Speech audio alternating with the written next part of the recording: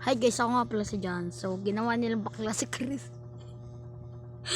So, panoorin na lang natin ito. Huwag na tayo magtatagal, okay?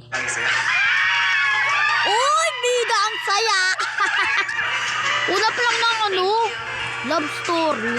Bigla nang namamatay yung ano, putang ina. Kinikilig yung idol ko sa MCOI, no? Kinikilig.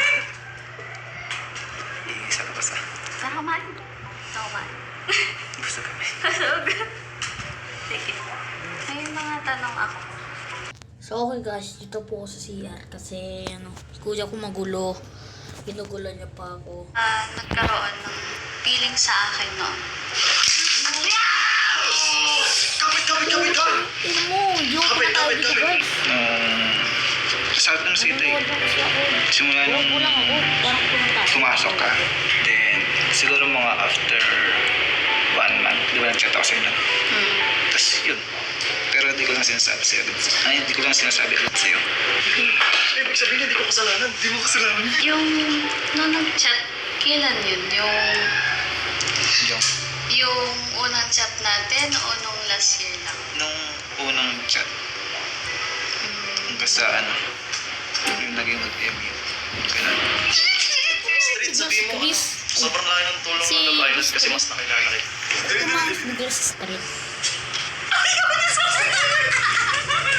Luboy, yung bata ako eh. Let him cook. Sabihin mo na.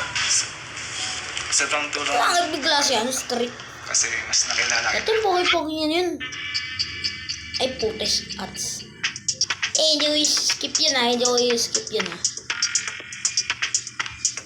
Ano, bastos? Huwag niyo naman. Sobrang tulong ng Love Island lang. Kasi mas nakilala kita. Oh! Pero hindi naman ako kasali sa kada.